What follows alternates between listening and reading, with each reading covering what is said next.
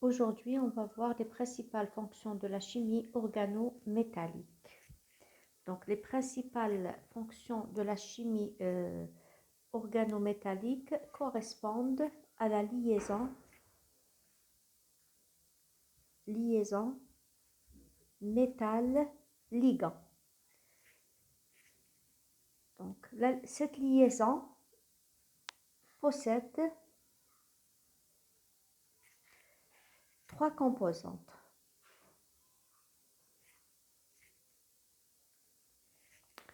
Donc, trois composantes possibles. Premièrement, une liaison covalente pure où le métal et le ligand L engagent chacun un électron dans la liaison métal-ligand.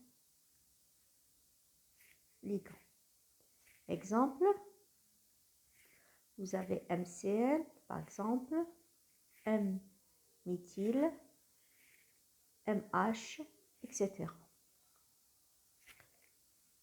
C'est une possibilité. Donc, vous avez une liaison covalente pure ou bien une liaison dative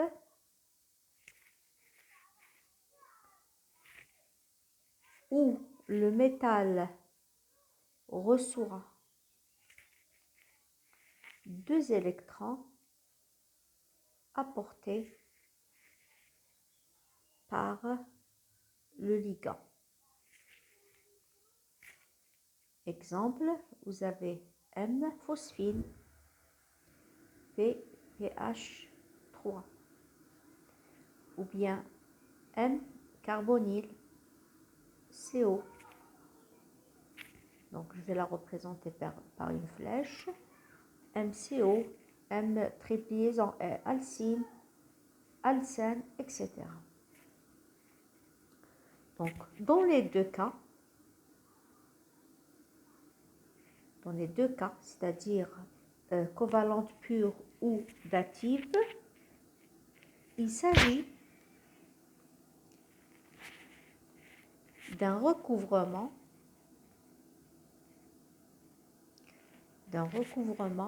axial d'orbital. Donc, c'est une liaison sigma. On appelle ça, c'est une donation sigma. Donc, si vous formez entre le métal et le ligand des liaisons covalentes pures ou datives, donc vous avez une donation. Deuxième liaison, c'est la liaison pi du ligand vers le métal M.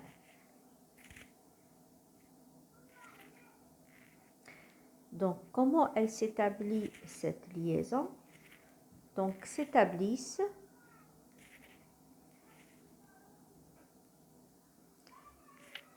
entre les doublets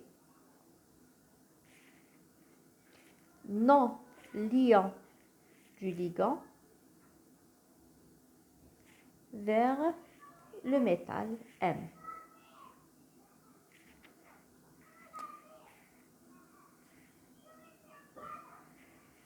Si vous voulez, vers les orbitales, c'est-à-dire vers les orbitales, quand je dis le métal, ça veut dire vers les orbitales D libres du métal. Donc, il s'agit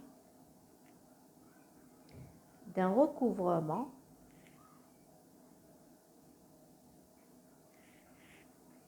latéral d'orbital. Donc, vous avez une liaison pi.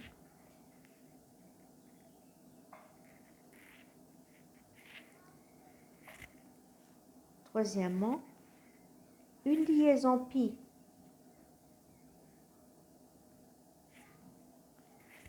du métal vers le ligand, ça s'appelle une rétrodonation. Dans le cas où vous avez une liaison pi du ligand vers le métal, vous avez la formation du liaison pi. Maintenant, si c'est le métal qui reçoit des électrons du ligand, à ce moment-là, on appelle ça une rétrodonation.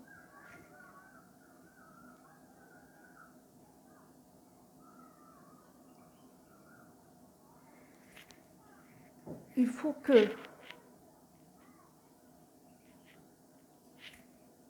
le ligand ait de la place dans ces orbitales moléculaires. Sinon, on ne peut pas former, on ne peut pas faire une rétrodonation. Donc, les rétrodonations sont issues de la donation du métal, donation des électrons bien sûr du métal vers les orbitales antiliantes du ligand.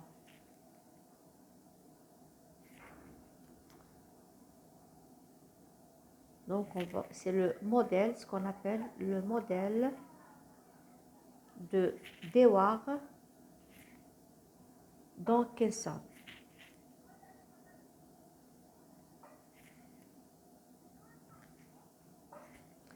Donc, on va voir les différentes liaisons métal-ligand.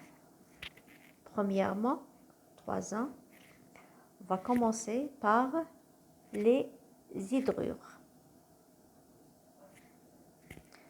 Donc, il s'agit de la liaison MH.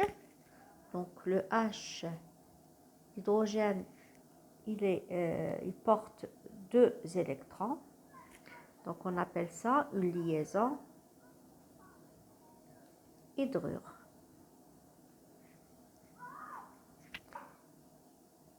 Métal, hydrure. Donc, les hydrures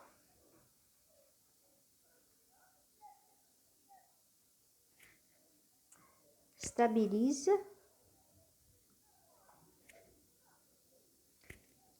les métaux pauvres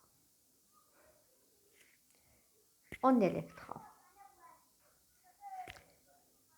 et à haut degré d'oxydation.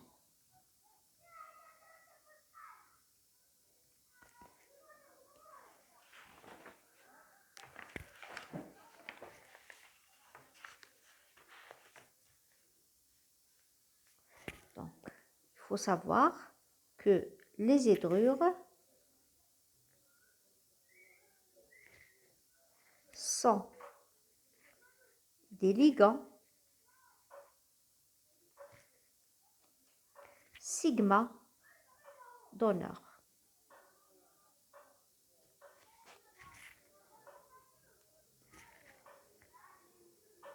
vous avez l'hydrure qui a 2 électrons, c'est l'équivalent de H-.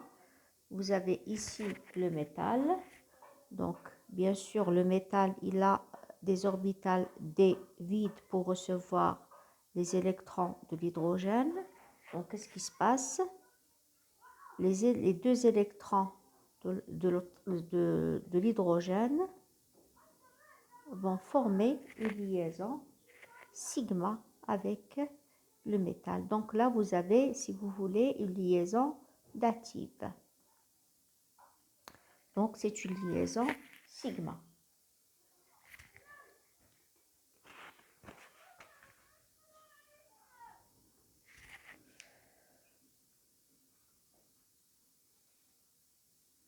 Les complexes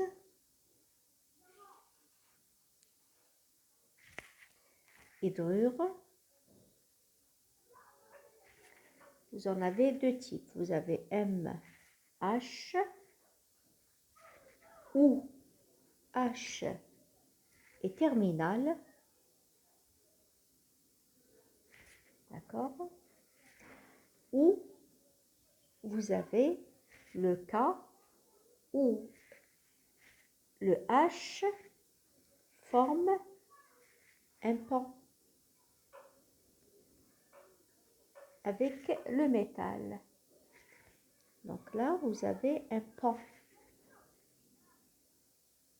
Vous avez 2 possibilités de coordination de l'hydrogène avec le métal. Soit le H, l'hydrure est terminal, soit il est ponté. Voilà. Donc, on peut justement caractériser,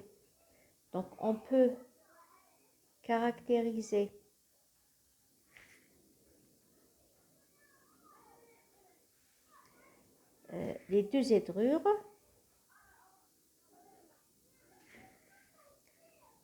par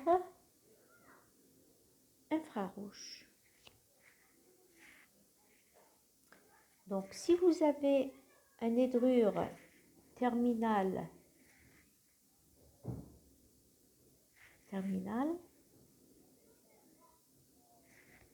ça veut dire qu'il est donneur sigma, d'accord? Donc, il apporte bien sûr 2 électrons. Donc, la fréquence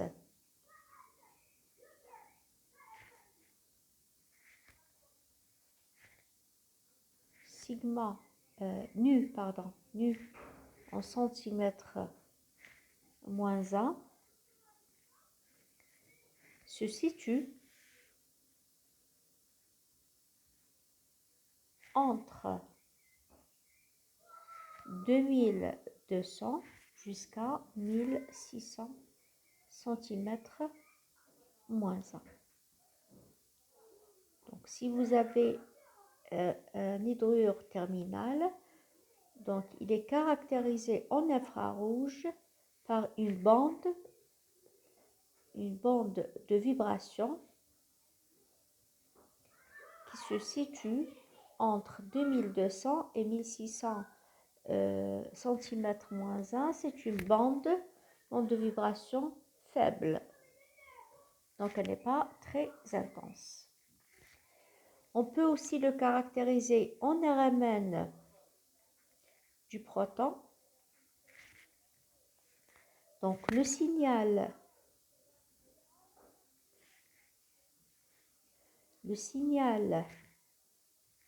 du proton H apparaît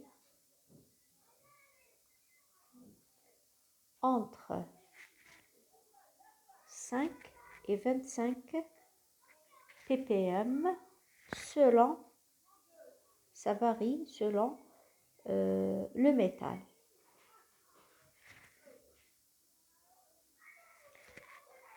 Le métal bien sûr de configuration D1 vers ou jusqu'à D9. Dans le cas où vous avez un hydrure compter. Dans ce cas-là, il est donneur d'un électron uniquement, d'accord?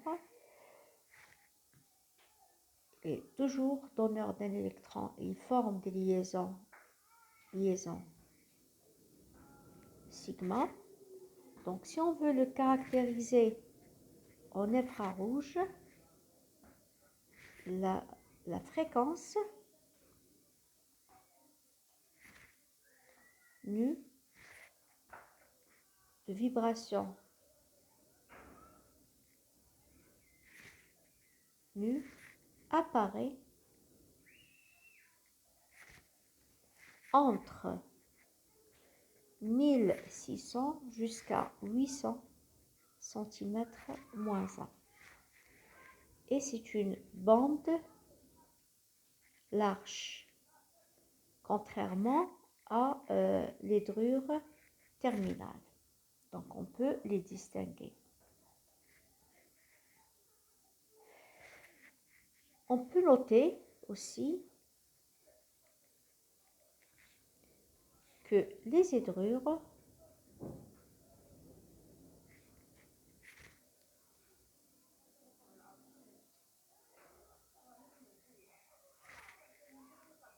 sont des acides.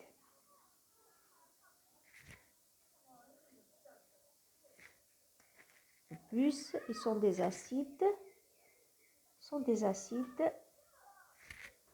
Exemple. Je prends par exemple le H, radium CO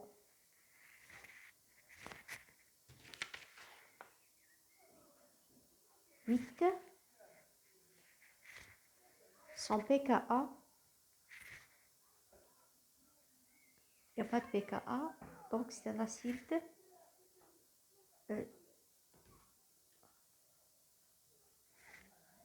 très fort.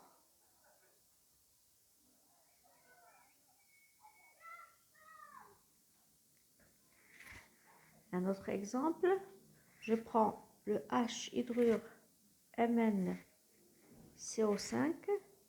son pKa égale 7,1. Acide faible. Je prends par exemple FeH2 FeCO4, donc son pKa égale 4.